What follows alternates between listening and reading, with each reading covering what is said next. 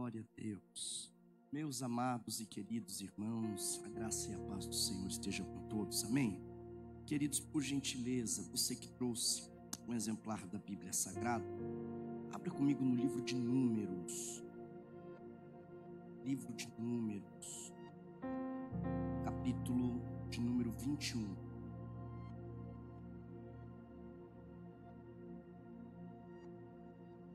De Números, capítulo de número 21.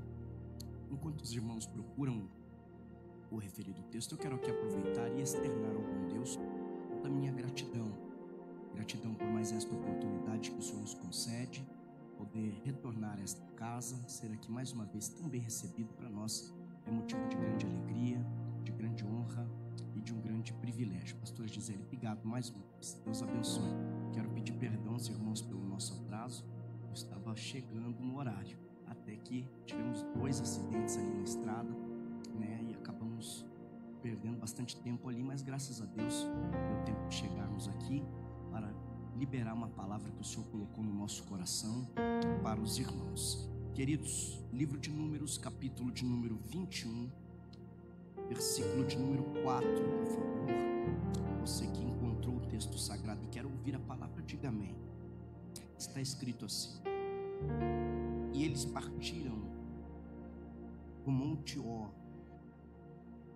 pelo caminho do Mar Vermelho, para rodearem a terra de Edom. E a alma do povo ficou muito angustiada por causa do caminho. E o povo falou contra Deus e contra Moisés: por que nos trouxeste do Egito para que morrêssemos aqui neste deserto?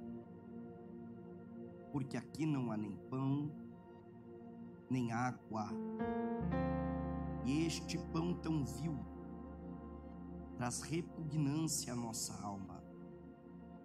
E o Senhor enviou serpentes ardentes, abrasadoras, outra tradução, serafins, entre o povo, que morderam o povo, e grande parte do povo de Israel morreu. E o povo veio a Moisés e disse: pecamos, porque falamos contra o Senhor e contra ti. Ora ao Senhor, para que tire de nós estas serpentes. E Moisés orou pelo povo, e disse o Senhor a Moisés: faze uma serpente ardente e coloca-a sobre uma haste, e há de ser que todo aquele que for mordido, a olhar para ela, viverá. Moisés fez uma serpente de bronze e a pôs sobre uma haste. E acontecia que, se uma serpente mordia algum homem, quando olhava para a serpente de bronze, ficava vivo. Você que pode dizer amém. Glória a Deus. Queridos, os irmãos são sabedores de que este povo, o povo de Israel, viveu muitos anos na terra do Egito, em um tempo de cativeiro, debaixo das garras de Faraó, em um tempo de grande opressão, aflição, adversidade. Os irmãos também são sabedores de que, mesmo vivenciando este tempo, este povo tem um crescimento simplesmente extraordinário.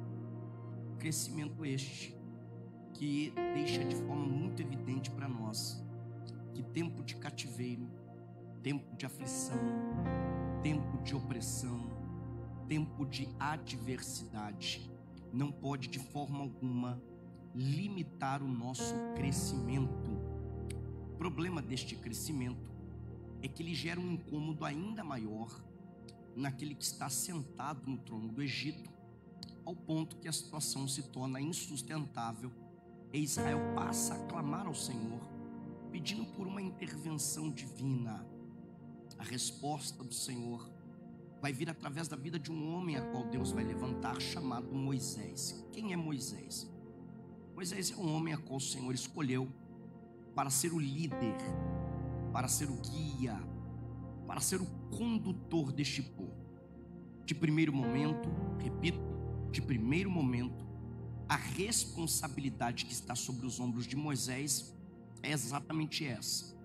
Moisés precisa arrancar este povo da terra do Egito, conduzir este povo pela areia quente do deserto e introduzir o mesmo na terra de Canaã, terra da promessa, terra que mana leite e mel.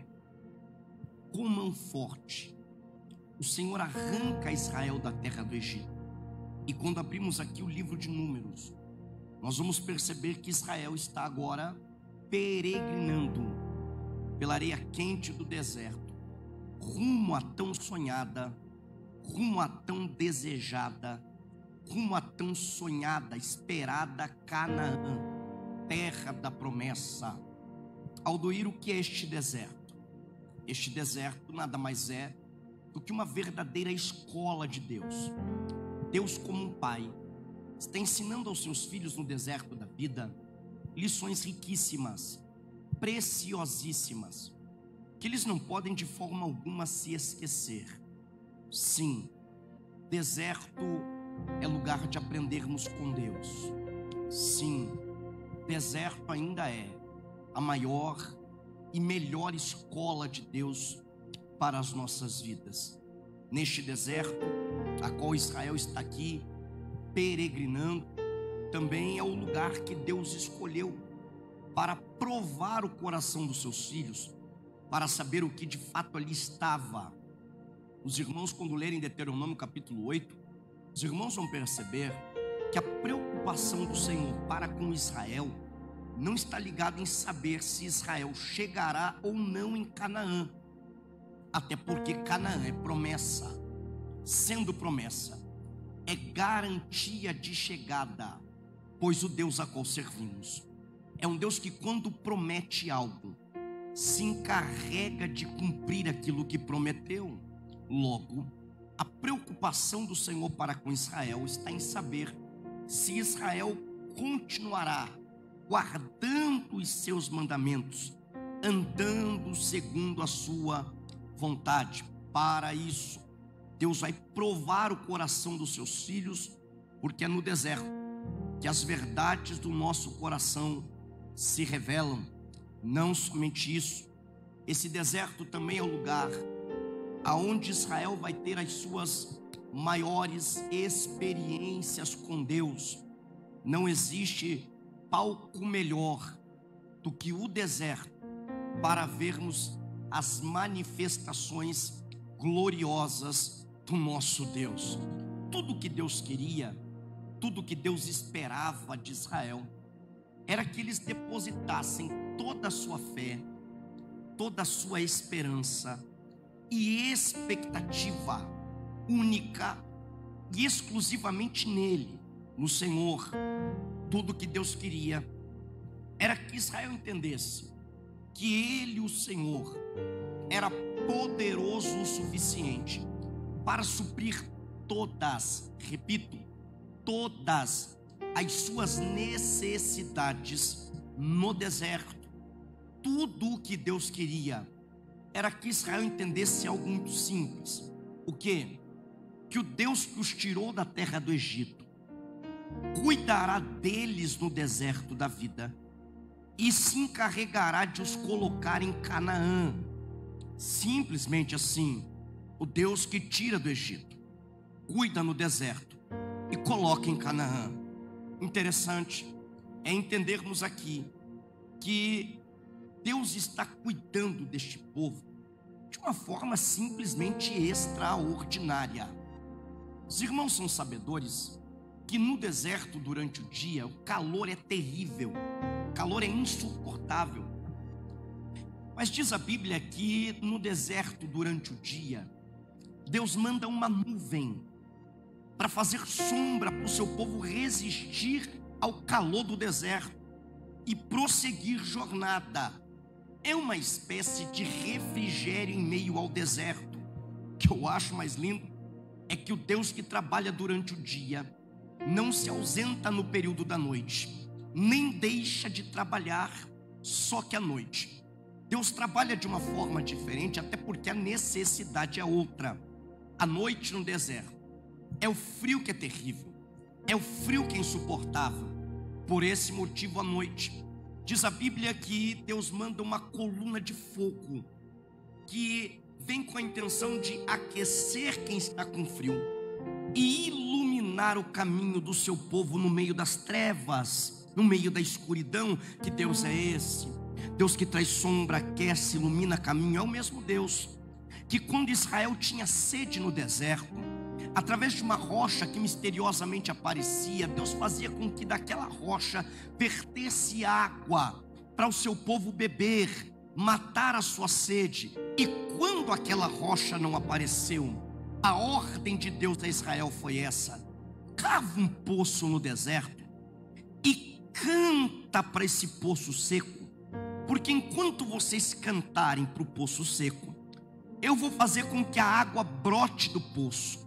Vocês bebem da água e prosseguem jornada, mas morrer de sede no deserto, e isso eu não vou permitir. Que Deus é esse? Deus que traz sombra, aquece, ilumina caminho, faz água verter de rocha, faz água brotar de um poço seco. É o mesmo Deus que, para esse povo não morrer de fome no deserto, manda um maná fresquinho do céu para esse povo comer, matar a sua fome e prosseguir jornada. Que Deus é esse, irmão? Deus que traz sombra, aquece, ilumina caminho, faz água verter de rocha, faz água brotar de poço seco. É um Deus que mata a fome do seu povo com maná. É um Deus que cuida do seu povo nos mínimos detalhes. Se não vejamos, este povo não tinha preocupação nem mesmo com o seu calçado, nem com a sua vestimenta, até porque o calçado no pé deles não estragava, a roupa no seu corpo não envelhecia, e chego a dizer que nem de moda saía, porque Deus está cuidando de absolutamente tudo. Que Deus é esse, irmão? Deus que traz sombra, aquece, ilumina caminho, faz água sair de uma rocha, faz água brotar de poço seco. É Deus que manda maná para matar a fome do seu povo. É Deus que calça, é Deus que veste, é o Deus que guia Israel no deserto através de uma nuvem, que Israel entendia que toda vez que aquela nuvem parava, era tempo de armar a sua tenda ali e ali se estabelecer, porquanto ali a nuvem estivesse. E se alguém perguntasse: até quando você vai ficar aqui com a sua tenda? Até quando você vai permanecer nesse ambiente? A resposta deles era essa: está vendo aquela nuvem? Enquanto aquela nuvem não se movimentar, eu também não me movimento. Enquanto aquela nuvem não se mexe, eu também não me mexo. Mas quando a nuvem começava a se movimentar, Israel entendia: não dá mais para permanecer aqui, é tempo de desarmar a tenda e seguir a nuvem. Se alguém também perguntasse: até quando você vai caminhar com a tenda nas costas? A resposta deles era essa: está vendo aquela nuvem? Enquanto aquela nuvem não parar, eu também não paro, porque eu não sigo segundo a minha vontade, eu não sigo segundo a minha direção, eu sigo orientado pela nuvem. Quem está entendendo isso aqui? Que Deus é esse, irmão? Deus que traz sombra, aquece, ilumina caminho, faz da rocha verter água, faz água brotar de poço seco. É Deus que manda maná diário para o seu povo comer. É Deus que calça, é Deus que veste, é Deus que guia, é Deus que orienta, é Deus que direciona. É o mesmo Deus que durante todo esse ano, no deserto da tua e da minha vida, não nos desamparou, mas supriu todas as nossas necessidades, cuidou de nós nos mínimos detalhes e está nos conduzindo a tão sonhada, desejada, esperada Canaã. Quantos aqui são gratos por isso? Quantos aqui foram alvo do cuidado de Deus neste ano? Aleluia! Deus está cuidando deste povo, é fato, é inegável. O problema é que Deus cuida, Israel tem experiência, há manifestações extraordinárias da parte de Deus, mas Canaã nunca chega. Israel caminha, tem experiência ao cuidado de Deus, mas Canaã nunca vem. Quando abrimos aqui em Números capítulo 21, os irmãos vão perceber que o cenário é de vitória.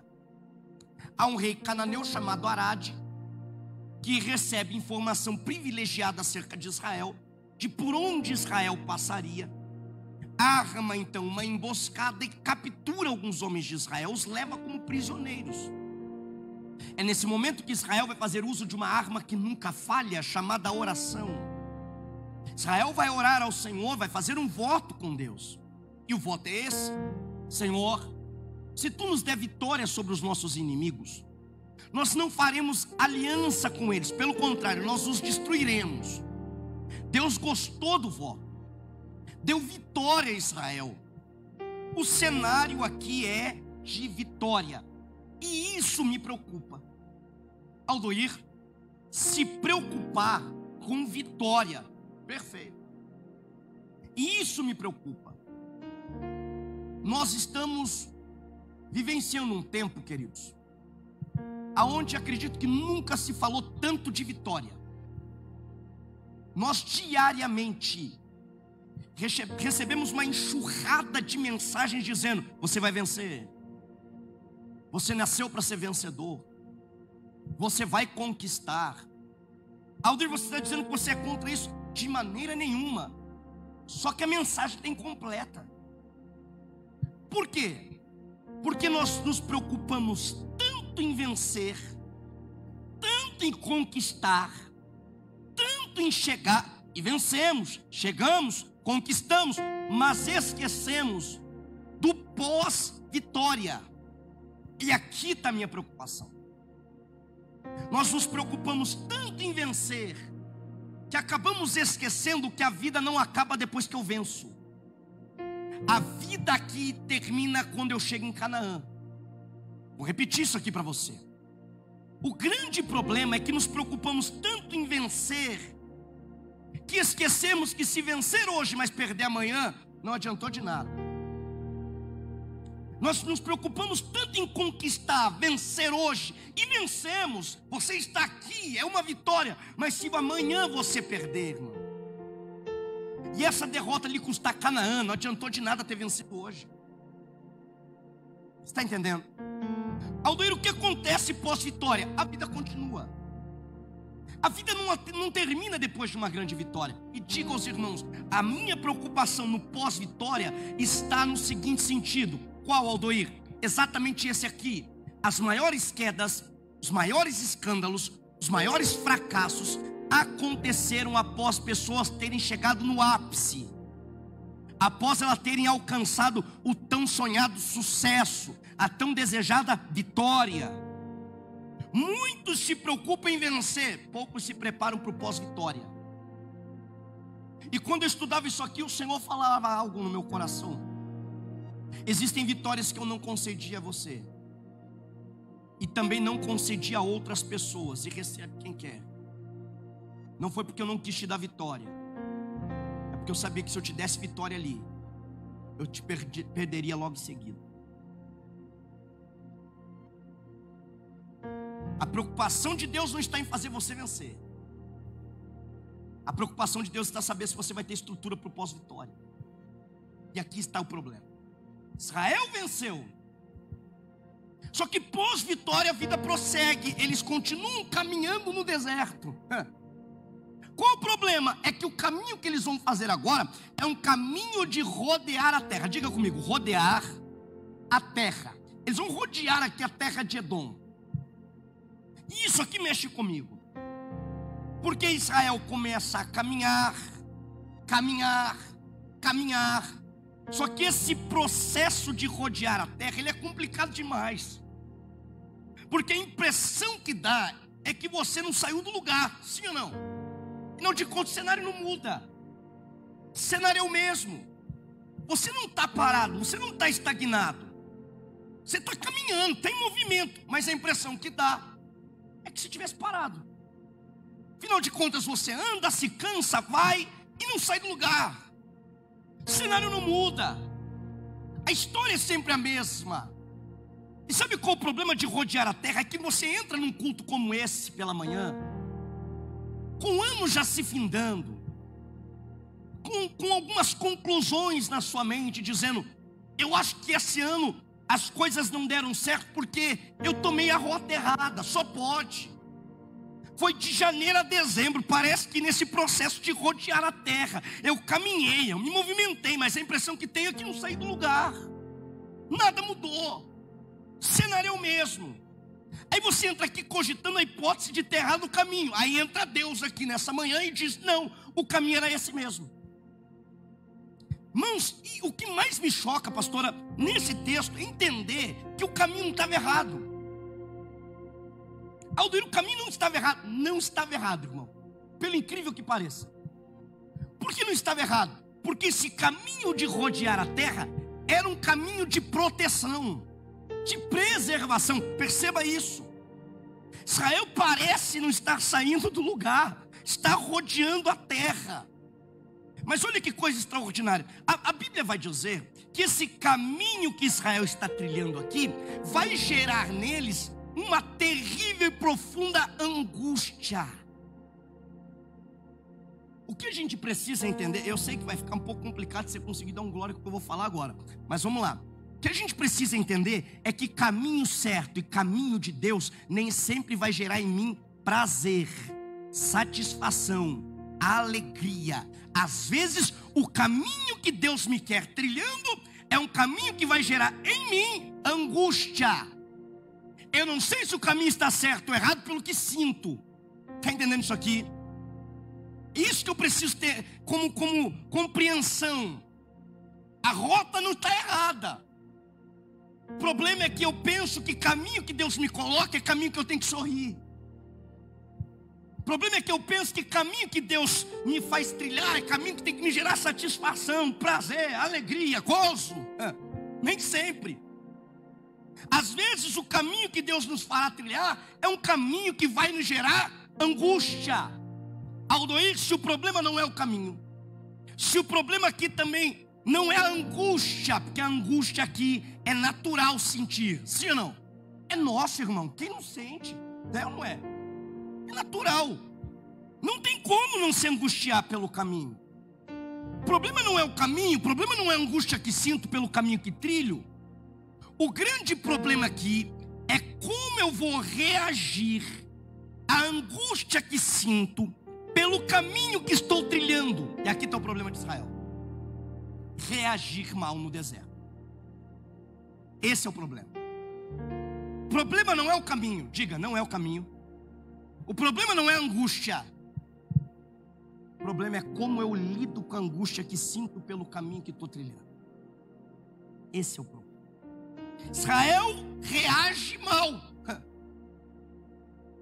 Israel decide murmurar.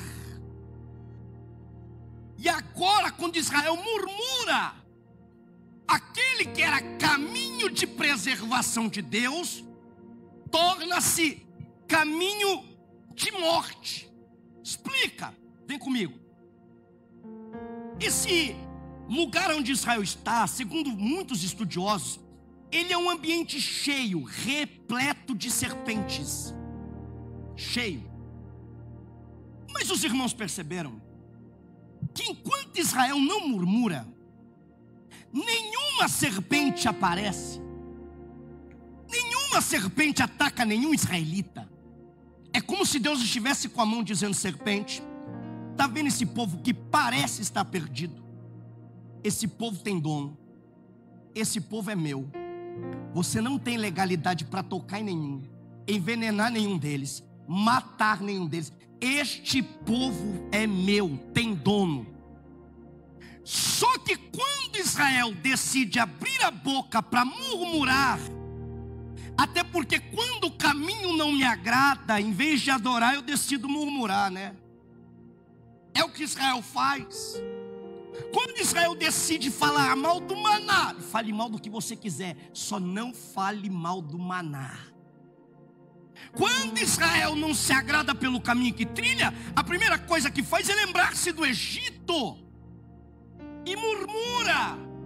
Uma murmuração que não tem base. E já mostro isso para você.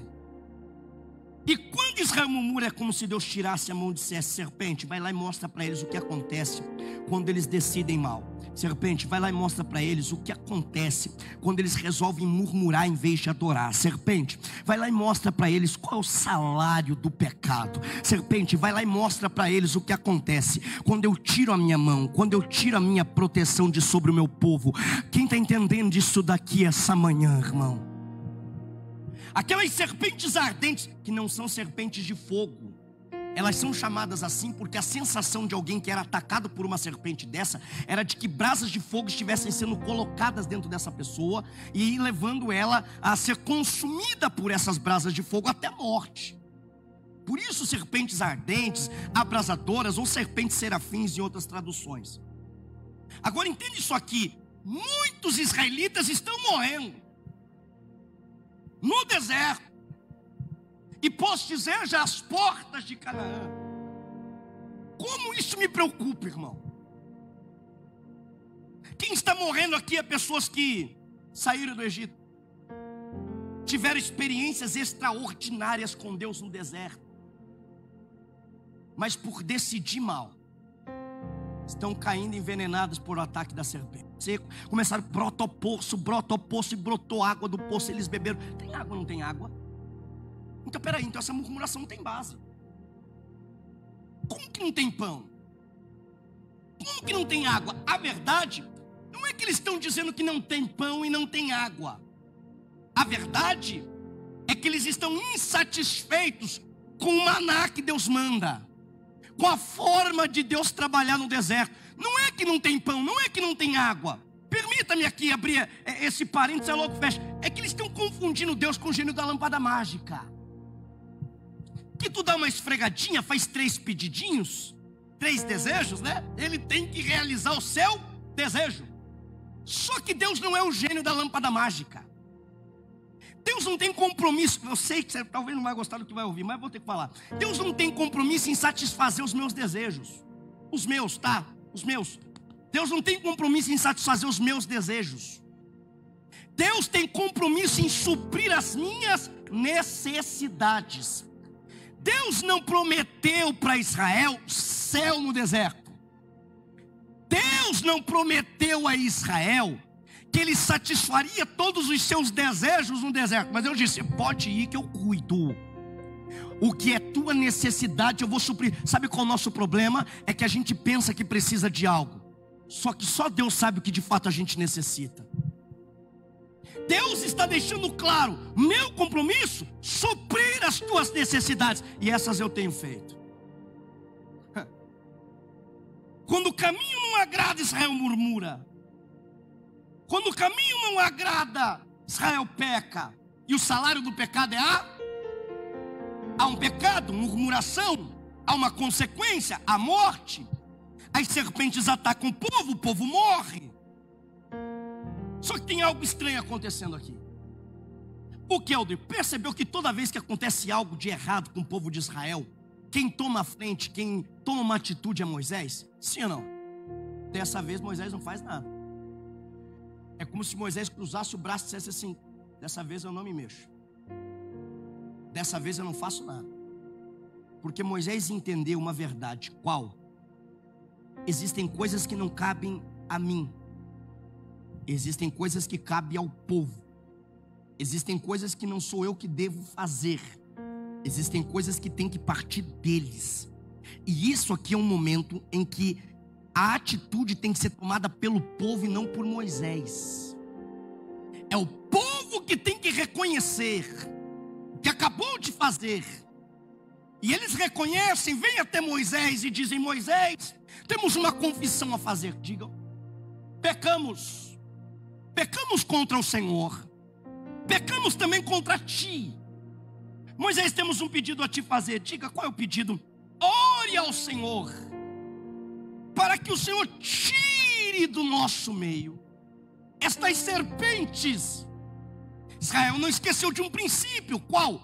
Aonde há confissão, arrependimento e oração, serpente não fica. Aonde a oração, serpente dá no pé. Aonde a oração, serpente não tem legalidade para trabalhar no meio do povo. Aí o que eu acho extraordinário é que Moisés de fato vai orar. Diz o texto: e orou Moisés ao Senhor. Qual é a oração de Moisés? Nessa oração, Moisés está apresentando a Deus um problema que o próprio povo criou, sim ou não? Olha isso aqui. Moisés vem, apresenta a Deus um problema, e Deus, quando responde a Moisés, não fica tagarelando com Moisés, não fica perdendo tempo com Moisés. Deus é muito direto. Deus simplesmente já apresenta a solução. Olha, irmão, Deus, ele não perde tempo. Deus, ele chega com Moisés e diz assim: Moisés, esse é o problema, eis aqui a solução. Deus é especialista em trazer solução para problemas que a gente apresenta para Ele em oração, irmão. Eu estou profetizando que alguns problemas que você tem apresentado a Deus, Deus vai trazer a solução de todos eles para você. Quem recebe? Quem recebe esta palavra? Deus tem solução para todos os problemas. Aleluia. Oh, glória a Deus. Esses dias eu fui questionado acerca dessa questão da oração, né? Um dos meus alunos olhou e disse assim: Aldoir, eu vejo que você bate muito em cima dessa tecla da oração. Eu falei: pois é.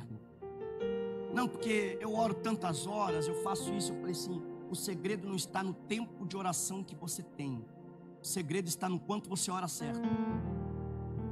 Ele olhou e falou assim: não entendi. Eu falei assim: não adianta você orar 5, 6, 7, 10 horas, 24 horas num dia, se as 24 horas você orou errado. Diz alguma coisa aí, vai. Jesus disse assim: tudo o que vocês pedirem em meu, Ele vai fazer o quê? Conceder, sim ou não? Ok. Eu não entendi. Então tudo que eu pedir no nome de Jesus, Ele vai dar. Calma. Posso dar um exemplo? Não é o melhor exemplo, mas eu acredito que você vai conseguir entender. Se você for lá perto da minha casa, no mercadinho que tem lá, o povo lá me conhece. Se você chegar lá e você disser assim: olha, vim pedir algo no nome do Aldoir, é na conta dele, é no nome dele, o dono do mercadinho vai falar: ok, o que você veio pegar no nome do Aldoir? O que você quer no nome do Aldoir? Aí você vai olhar e falar assim: me dá uma carteira de cigarro. Ele vai olhar e falar assim: poxa, no nome dele isso não passa. Não, então uma garrafa de bebida. Poxa, no nome dele isso não passa. Por quê? Porque a gente conhece o Aldoir não bebe, o Aldoir não fuma. O nome dele não passa. Está entendendo isso aqui, irmão? Não adianta usar o nome de Jesus se o que você está pedindo, Jesus não compactua. Se o que você está pedindo não faz parte do caráter de Cristo, se o que você está pedindo não faz parte do plano dele para você, está entendendo? Não é simplesmente usar o nome de Jesus, é usar certo. Esse é o problema. Oração eficaz, irmão. Moisés ora, e quem ora, a gente tem o costume de dizer que quem ora tem Eu mudei um pouco essa frase porque eu não concordei muito com ela, porque nem todo mundo que ora tem resposta. Quem ora certo tem resposta, ainda que a resposta seja um silêncio, porque silêncio também é resposta, mas tem. Que o segredo é orar certo. Agora entende isso aqui. Qual é a solução para esse problema? E preparo para encerrar. A solução é essa. Deus pega Moisés e diz: Moisés, pega uma haste, na ponta dessa haste você vai colocar, Moisés, uma serpente semelhante a essa que está atacando o povo. E aí, Senhor? E aí você vai fazer o seguinte, Moisés: o israelita que foi mordido e até agora não caiu morto no deserto, vai vir até o pé da haste, vai olhar para a serpente que está pendurada ali, e ao olhar para a serpente, mesmo que ele merecia morrer, mesmo que ele merecia cair duro no deserto porque pecou, mesmo que ele merecia perder Canaã pela murmuração no deserto, ele vai receber vida, ele vai ser restaurado, ele vai permanecer de pé e vai poder chegar em Canaã. Tem alguém que está entendendo isso aqui? Tem alguém que está entendendo isso aqui? Eu imagino o primeiro israelita chegando ali. E se sou eu no lugar dele, meu pensamento não seria outro, seria exatamente esse. Ele vem ao pé da haste, olha para a serpente que está pendurada ali, e o pensamento é só esse. Qual? Eu merecia a morte, eu deveria cair no deserto e morrer porque eu pequei, eu murmurei. Eu só não vou morrer porque a solução do meu problema está pendurada ali. Eu só não vou morrer porque o preço pelo meu pecado está sendo pago. Aldeir, onde você quer chegar? Aqui, João capítulo de número 3, texto áureo da Bíblia Sagrada, que alguns dizem conhecer tão bem, e quando você começa a conversar, você descobre que nunca aprenderam o texto áureo da Bíblia Sagrada, porque não tem como aprender João 3,16 sem você entender esse contexto que eu acabei de apresentar aos irmãos. Não tem como. O que está acontecendo lá em João 3? Jesus está conversando com um homem chamado Nicodemos. Nicodemos, conhecedor da história de Israel de ponta a ponta, irmão. Jesus olha para Nicodemos e faz Nicodemos se lembrar desse episódio. Era como se Jesus estivesse dizendo: Nicodemos, lembra de Israel no deserto? Lembra que Israel murmurou por causa do maná? Lembra, Nicodemos, que por conta dessa murmuração, Deus enviou serpentes ardentes ali, que atacaram o povo, e muitos israelitas morreram envenenados pela serpente ali no deserto. Lembra, Nicodemos, que a ordem de Deus a Moisés foi pegar uma haste, na ponta da haste colocar uma serpente de bronze, e Moisés assim o fez. Lembra, Nicodemos, que o israelita que foi mordido e ainda não tinha morrido, vinha até o pé da haste, olhava para a serpente pendurada ali naquela haste, e em vez de morrer, recebia vida, em vez de morrer, era restaurado. Lembra? Pois bem, Nicodemos, da mesma forma, da mesma maneira que Moisés levantou a serpente de bronze no deserto, assim importa que o Filho do Homem seja levantado ou crucificado no madeiro, para que todo aquele que nele crê, não pereça, mas tenha vida e vida eterna. Quem está entendendo isso aqui hoje? Era Jesus olhando para Nicodemos e dizendo: eu vou passar por todo um processo, vão cuspir no meu rosto, vão esbofetear minha face, vão colocar na minha cabeça uma coroa de espinho, baterão com uma cana, vão açoitar meu corpo, mas eu vou pegar a minha haste, vou levar ela até o alto do Calvário, vou fincar a haste na cabeça da caveira, de braços abertos. Quando eu lá estiver pendurado, eu vou dar o brado dizendo: tetelestai, está consumado, a dívida está paga. Quando eu estiver na cruz, pendurado na cruz do meio, a minha palavra para a humanidade é essa: que a solução para o problema de vocês está aqui. Olhe para a cruz, olhe para a cruz. Aldoir, você veio pregar hoje o que? Sobre isso. É tempo de olharmos novamente para a cruz. Eu não sei o que tem acontecido, mas em muitos lugares a cruz de Cristo já não é mais mencionada sequer. O esboçário de muitos pregadores já não tem mais a mensagem da cruz. Até porque a mensagem da cruz não dá ibope, né? A mensagem da cruz não gera agenda. A mensagem da cruz não é atrativa. A mensagem da cruz para muitos não é agradável. O povo quer outro tipo de mensagem. Mas Deus está falando conosco. Deus está deixando claro para nós: a cruz tem que continuar sendo o centro de tudo aqui. Oh, glória a Deus. Entenda essa verdade. Para que olharmos para a cruz? John Stott vai dizer que se você quiser uma definição da palavra amor, você não deve ir ao dicionário procurar, porque o dicionário não vai te fornecer de forma correta, completa, inteira a definição do que é amor. Se você quiser saber o que é amor, você vai precisar pegar a via dolorosa, subir ao alto do Calvário e olhar para a cruz do meio. Ali está a definição do que de fato é amor, amor de verdade. Aleluia. Alguém certa vez chegou para mim e disse assim: Odoir, sabe tudo que eu mais queria? O quê? Receber uma declaração de amor daquelas. Eu falei: você não quer aceitar Jesus, não? Eu falei: não, mas eu sou da igreja. Você sabe que eu sou da igreja, por que você está falando que se eu quero aceitar Jesus? Eu falei assim: não, porque já te fizeram uma declaração de amor. E olha, eu te digo, nunca mais na terra terá nenhuma declaração de amor semelhante àquela, parecida com aquela, que chega aos pés daquela. Como é que é? Que declaração de amor foi essa? Foi na cruz. Quando Jesus de braços abertos morreu, ali está a maior declaração de amor que já houve nessa terra, jamais terá outra igual. Quando eu olho para a cruz, o que a cruz grita na minha alma é: você era indigno, mas a tua sorte é que você era amado. Quem está entendendo isso aqui pode adorar a Deus. Para que olharmos para a cruz, Charles Spurgeon vai dizer que a cruz é o grito de Deus à humanidade, dizendo: você não pode salvar a si mesmo. A cruz, a gente precisa voltar a olhar para a cruz, para a gente entender que só tem um meio de nos salvarmos. Só existe um mediador entre Deus e o homem, e este é Jesus Cristo de Nazaré.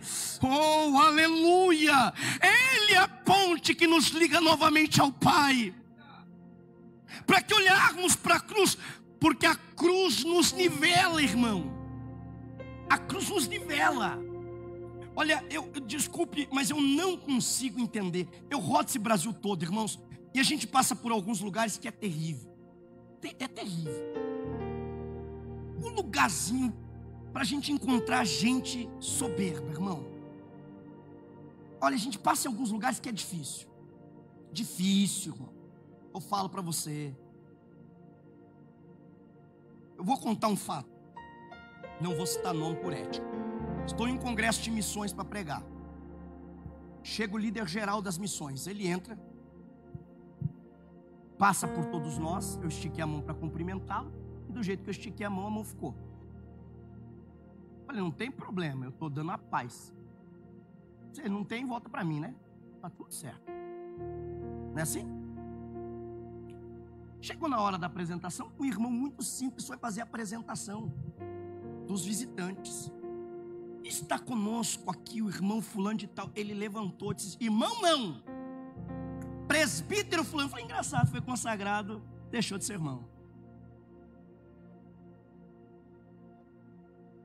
Aí me apresentou, disse que eu era o pregador da festividade. O irmão me apresentou, levantou, veio correndo me cumprimentar. Paz do Senhor, meu pastor. É engraçado, já entendi. Só pega na mão do pregador, né? Vocês pensam que não, mas isso, ó, tem muito.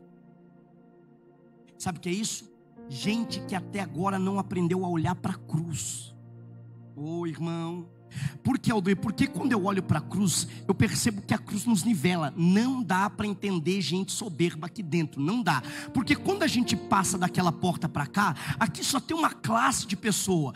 Não é o advogado, não é o médico, não é o doutor que entra aqui, não. Aqui quando a gente entra, é só Deus olhando e dizendo assim: pecador, pecador, pecador, pecador, pecador, pecador. Sabe o que eu acho extraordinário?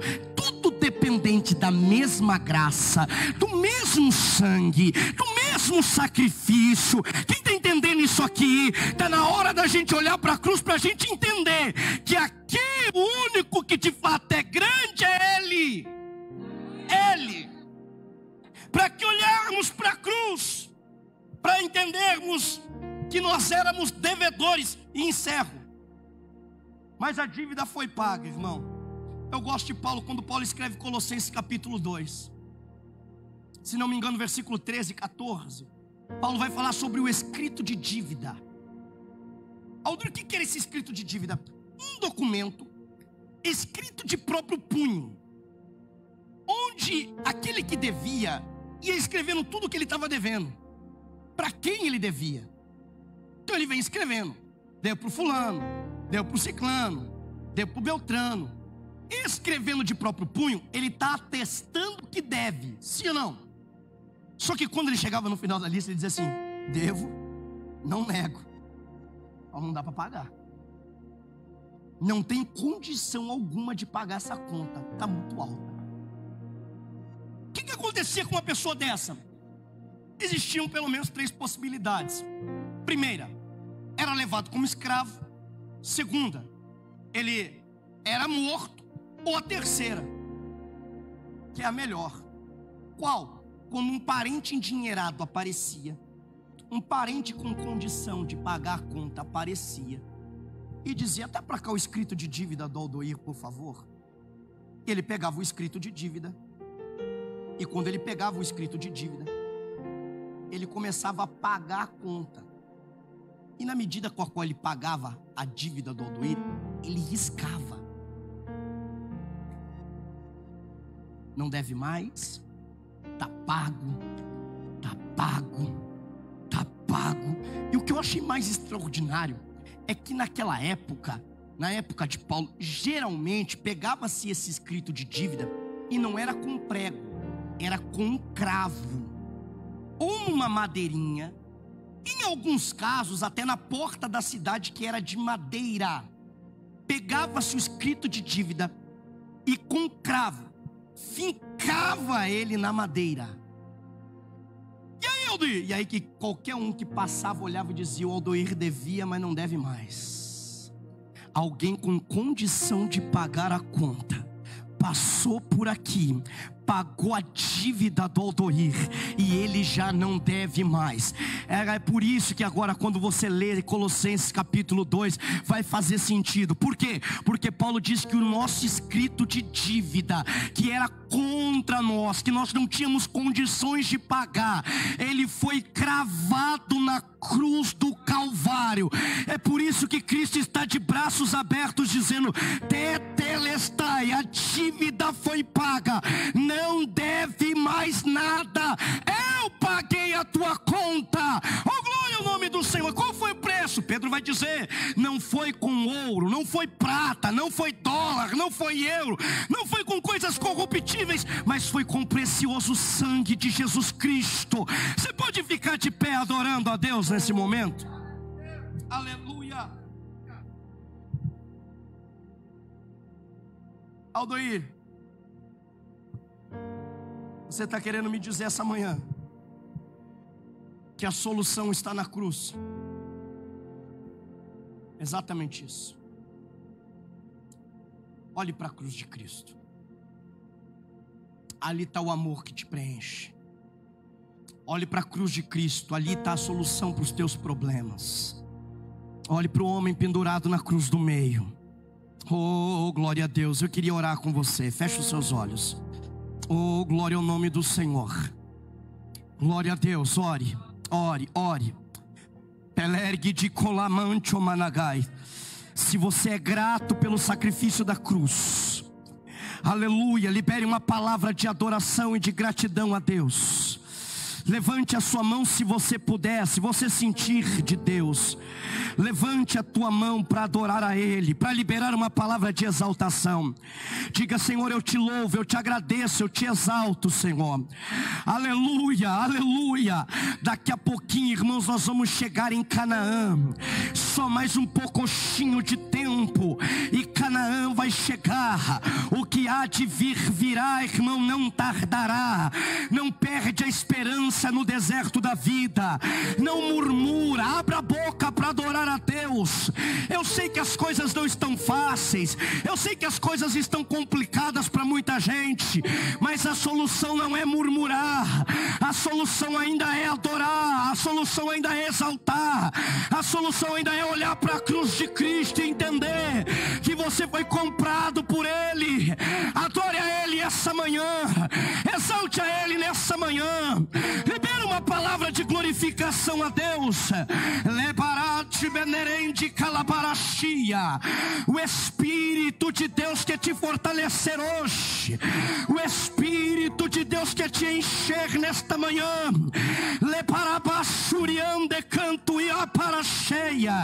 Você não vai parar no meio do deserto. Você não vai desistir no meio do deserto. Levanta essa tua cabeça. Recebe graça de Deus para continuar. Recebe força de Deus para continuar. Não abra mão de Canaã. Canaã é logo ali, irmão.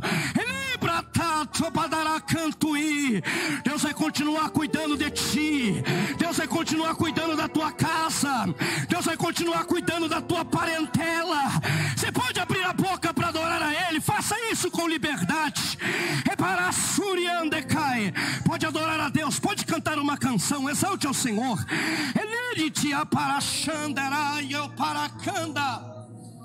Aleluia. Aproveite esse momento para você adorar a Ele. Aproveite esse momento para você exaltar ao Senhor. É noite de você ser grato a Ele. É manhã de você ser grato a Ele. Agradeça ao Senhor pelos livramentos. Agradeça ao Senhor pelo cuidado dEle contigo. Foi um ano difícil, mas você venceu. Foi um ano complicado, mas o Senhor te deu vitória. Foi um ano difícil, mas a graça dEle te alcançou.